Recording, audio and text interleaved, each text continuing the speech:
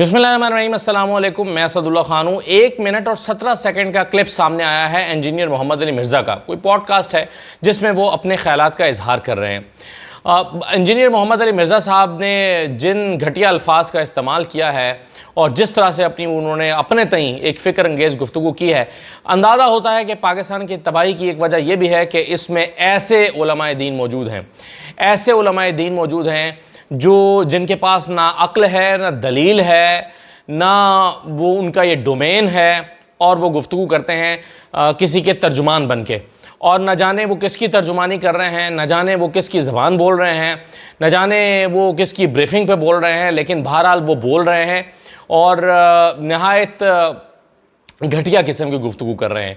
अब देखिए, 1 मिनट और 17 सेकंड का क्लिप पहले आप इंजीनियर मोहम्मद अली मिर्ज़ा का सुन लीजिए, फिर मैं आपको बताता हूं कि इसमें 25 किस्म के झोल हैं और 25 किस्म के सवालात पैदा होते हैं उनकी इस गुफ्तगू से। पहले आप ज़रा सुन लीजिए कि क्या मौसूफ फरमाते हैं। तो ये वक्त जू गुजर रहा है, अगर खान साहब जिंदा रहे और वो जेल से बाहर आ गए तो फिर इस मुल्क में स्टेबिलिटी वाली कोई चीज़ आपको नज़र नहीं आएगी। सीधी सी बात है, और ये फौज को पता है, इसलिए वो अंदर है। ता वक्त है कि उनकी कोई गारंटी दे, उनकी गारंटी तो कोई भी नहीं दे सकता। हकीकत बात है, क्योंकि उनकी ज़िंदगी यू टर्न से इबारत है, वो किसी एक बात पे भी कायम नहीं रहते। इसीलिए हमें उनकी मजलूमियत तो नज़र आती है। फौज की भी मजबूरी देखें, वो भी कहते हैं कि भाई इसको बाहर निकालें तो फिर आपको पता क्या करेगा, बाहर के मुल्क भेज दें तो क्या करेगा, ये अंदर बैठ के ये कुछ हो रहा है तो बाहर आके क्या करेगा। इसके लिए भाई फिर काबे की छत पे खड़ा होना पड़ेगा इमरान खान को भी, नवाज शरीफ को भी, और चीफ जस्टिस को भी, और आर्मी चीफ को भी, और पब्लिकली अपने गुनाहों की माफ़ी मांगनी होगी कि किसने कहाँ क्या क्या गलत किया, और गारंटी देनी होगी कि अब हम ऐसा नहीं करेंगे। फिर कोई आगे मामला चल सकता है। अदरवाइज़ तो मुझे तो नज़र आ रहा है कि मामलात कोई ज़्यादा बेहतरी की तरफ इतनी आसानी से नहीं आएंगे। अगरचे इस वक्त कोशिश हो रही है, लेकिन इसमें काफ़ी ज़्यादा टाइम लगेगा। मैं इस वक्त मुल्क को, यानी एक पॉलिटिकल जो विक्टिमाइजेशन हो रही है, इसको अगर साइड पे रखें ना, इकॉनमी के पॉइंट ऑफ व्यू से, तो ये 1 मिनट और 17 सेकंड का क्लिप हमारे सामने आया जो वायरल हुआ है, और पूरा इंटरव्यू मुझे नहीं पता कहाँ है, मैं सुनना भी नहीं चाहता, लेकिन जो 1 मिनट 17 सेकंड का क्लिप है, इसका आगाज़ जहाँ से होता है कि अगर इमरान खान जिंदा रहा, अगर जिंदा रहा, अब वो वार्न कर रहे हैं कि पाकिस्तान में बड़ी तबाही हो जाएगी अगर इमरान खान जिंदा रहा। यानी मौसूफ फरमा रहे हैं कि खुदा न खास्ता पाकिस्तान के तरक्की करने के लिए इमरान खान का मरना ज़रूरी है। खुदा न खास्ता अल्लाह ताला तमाम लोगों को सेहत ज़िंदगी दे, बशमूल तमाम पॉलिटिकल लीडर्स के, उनका ताल्लुक़ किसी भी सियासी जमात से हो और चाहे मेरा उनसे इख्तलाफ ही क्यों ना हो। मैं ज़िंदगी में कभी किसी के बारे में ये नहीं कह सकता कि ये मरेगा तो पाकिस्तान बेहतर होगा। मैं कभी किसी के बारे में ये नहीं सोच सकता। ज़िंदगी मौत अल्लाह के हाथ में है। किसी की मौत की ख्वाहिश करना ये गैर इंसानी हरकत मुझे मालूम होती है। अब वो कहते हैं अगर इमरान खान जिंदा रहा, और उसके साथ मिलाते हैं और अगर वो जेल से बाहर आ गया तो फिर पाकिस्तान में स्टेबिलिटी नहीं है। यानी उनके कहने का मतलब यह है कि पाकिस्तान में अगर आपको स्टेबिलिटी चाहिए तो या इमरान खान को मरना पड़ेगा या फिर मुस्तकिल जेल में ही रहना पड़ेगा, तभी स्टेबिलिटी हो सकती है। अब देखिए, ये पहला जुमला है उस 1 मिनट और 17 सेकंड के क्लिप का, जिसमें 25 तरह के झोल तो सिर्फ इसी जुमले में है। यानी आप देखें कि एक तो ये कि कोई शख्स कैसे ये फैसला कर सकता है कि किसी के मरने से किसी मुल्क की तरक्की या मुआशरे की तरक्की जुड़ी हुई है। ये फैसला करने वाला कोई फ़र्द वाहिद या चंद अफराद कौन कैसे हो सकते हैं और कैसे ये फैसला कर सकते हैं। और दूसरी बात यह है कि क्या किसी शख्स को जेल में रखने की ये बुनियाद हो सकती है कि ये कहा जाए कि जी ये अगर बाहर आया तो स्टेबिलिटी नहीं होगी। यानी किसी शख्स को जेल में रखने की बुनियाद ये बनाई जा सकती है कि जी इसका जेल में रहना स्टेबिलिटी के लिए बड़ा ज़रूरी है। कोई लॉ होता है, कानून होता है, आइन होता है। क्या आप ये कह सकते हैं कि जी मुल्क की मुस्तकबिल के लिए इसका अंदर रहना ज़रूरी है? ये तो कोई कानून ही नहीं है। क्या इस कानून के तहत आप किसी को कोई अंदर रख सकता है? क्या कोई ऐसा कानून वजूद रखता है ऐसा कानून कि यानी आप किसी शख्स को जेल में रखने की ये बुनियाद बना सकते हैं जो मौसूफ फरमा रहे हैं? फिर जाहिर है, मैंने जैसा कि कहा कि कौन फैसला करने वाले ये साहब या चंद अफराद और कौन होते हैं किसी भी शख्स के बारे में? यानी कानून है, लॉ है, चाहे वो नवाज शरीफ हो, इमरान खान हो, जरदारी हो, कोई भी हो, लॉ है, उसके मुताबिक फैसला होता है। लेकिन क्या कोई शख्स ये फैसला कर ले भाई इसको तो मैंने जेल में सड़ाना है, इसको तो मैंने अंदर रखना है, मेरी सियासी बका के लिए ज़रूरी है, मेरे इस्तेकाम के लिए ज़रूरी है। जैसे एक जुमला मशहूर उस ज़माने में भी, भुट्टो के ज़माने में भी था कि बंदे दो हैं कबर एक है। क्या ये तय कर लिया गया है? क्या मौसूफ जो फरमा रहे हैं उसका क्या मतलब है? अगला जुमला उनका यह है कि और ये फ़ौज को पता है। अब इन्हें कैसे पता है कि फ़ौज को ये पता है? क्या वो फ़ौज की तर्जुमानी कर रहे हैं? क्या फ़ौज ने इनको तर्जुमान मुकर्रर कर दिया है? फरमाते हैं कि अगर इमरान खान जिंदा रहा और अगर ये पाकिस्तान अगर जेल से बाहर आ गया तो पाकिस्तान में स्टेबिलिटी नहीं हो सकती, और ये बात फ़ौज को पता है। तो फ़ौज को, क्या ये फ़ौज ने तय किया है और आपको बताया है और आपको कहा है कि आप जाके पब्लिक को बताएं? क्या मतलब है इसका? फ़ौज को पता है। इनको कैसे पता है कि फ़ौज को क्या पता है? ये किसकी ज़बान बोल रहे हैं? इंजीनियर मोहम्मद अली मिर्ज़ा साहब। फिर वो कहते हैं कि फ़ौज की मजबूरी भी देखें। अब फ़ौज की मजबूरी गिना रहे हैं क्या? कि इसको बाहर निकालें या बाहर भेजें तो ये क्या करेगा? अगर इसको जेल से बाहर निकाला तो ये क्या करेगा? अगर इसको मुल्क से बाहर जाने दिया तो ये क्या करेगा? फ़ौज की मजबूरी है ये। यानी वो कह रहे हैं कि इमरान खान को अंदर रखना फ़ौज की मजबूरी है।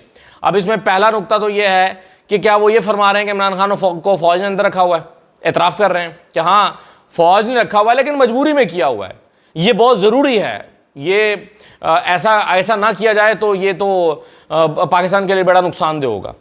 एक शख्स को अगर रिहाई दी जाए तो क्या करेगा? अगर इस सिनेरियो में इमरान खान को रिहाई मिलती है, वो फ्री एंड फेयर इलेक्शन का मुतालबा करेगा, जो कि राइट है उसका। पाकिस्तान में इलेक्शन चोरी हुआ है, 8 फरवरी को जो कुछ हुआ वो इलेक्शन नहीं था। वो फ्री एंड फेयर इलेक्शन का मुतालबा करेगा। अगर फ्री एंड फेयर इलेक्शन होता और वो जीत जाते तो पाकिस्तान में हुकूमत करेगा, पाकिस्तान के मसाइल को हल करने की कोशिश करेगा, पाकिस्तान को आगे ले जाने की कोशिश करेगा। कामयाब हो या नाकाम हो अलग बात है। वो पाकिस्तान में अपना आईनी सियासी किरदार अदा करने की कोशिश करेगा। ये क्या सवाल हुआ कि फ़ौज को पता है कि अगर ये बाहर निकल आया तो फिर ये क्या करेगा? और भाई क्या करेगा? जमहूरी तरीके से इलेक्शन मांग रहा है। उस वक्त भी मांग रहा था जब पिछले साल 2 सूबों की उसने हुकूमत तहरीर की थी, तो वो क्या मांग रहा था? वो कहता फ्री एंड फेयर इलेक्शन कराएं। उस वक्त उसने कोई हंगामा नहीं किया था, कोई 9 मई नहीं हुआ था। अदालत में खड़े होकर लोग कहते थे कि जी इंतशार करेगा, तो इमरान खान ने कहा था कि जो पार्टी इलेक्शन मांग रही हो वो इंतशार नहीं चाहती। और ये बात रैशनल मालूम होती है, अकल मंतकी मालूम होती है, अकल इसको तस्लीम करती है कि भाई अगर एक शख्स ने इंतशार करना तो वो इलेक्शन क्यों मांगेगा? और अगर वो फ्री एंड फेयर इलेक्शन मांग रहा है इसका मतलब वो आईनी और जमहूरी तरीके से चलना चाहता है। तो इमरान खान को अगर रिहा कर दिया गया तो ये कहते हैं कि जी सबको पता है वो क्या करेगा। भाई वो क्या करेगा? वो इलेक्शन मांगेगा, जेल में बैठ के भी मांग रहा है। Free and fair election Pakistan में होने भी चाहिए, और अगर उसके नतीजे में जैसा कि लग रहा है कि वो जीत गया तो जाहिर है वो हुकूमत करेगा। और क्या करेगा? मतलब ये अजीब व गरीब सी मंतिक जो है वो इन्होंने भाई साहब ने बयान की है। फिर वो कहते हैं कि काबे की छत पर खड़े होकर गारंटी देनी होगी। काबे की छत पे खड़े होकर गारंटी देनी होगी। क्या गारंटी देनी होगी? अच्छा, वो कहते हैं नवाज शरीफ को भी खड़े को देनी पड़ेगी, चीफ जस्टिस को भी देनी पड़ेगी, आर्मी चीफ को देनी पड़ेगी। क्यों भाई? चीफ जस्टिस को क्यों देनी पड़ेगी? चीफ जस्टिस का क्या इसमें किरदार है? आर्मी चीफ को क्यों गारंटी देनी पड़ेगी? आर्मी चीफ का क्या किरदार है इसमें? क्या आप क्यों उनको फ्री बना रहे हैं? नवाज शरीफ को भी देनी पड़ेगी। इन सबको काबे की छत पर जाकर गारंटी देना पड़ेगी। क्या गारंटी देना पड़ेगी भाई? आप क्या पूरी बात करें ना, क्या गारंटी देना पड़ेगी कि वो क्या नहीं करेगा और क्या करेगा? मतलब वो ये गारंटी देनी पड़ेगी कि मैं आइंदा 9 मई नहीं करूँगा, तो जाहिर है फिर बहुत सारे लोग, और ये यकीनन ये तो नहीं करना चाहिए। और वो तो डिमांड कर रहा है कि एक कमीशन बनाए। इमरान खान तो डिमांड कर रहे हैं एक कमीशन बनाए जो तयन करे इस बात का कि 9 मई को क्या हुआ था, और ये मेरा ख्याल है फेयर डिमांड है।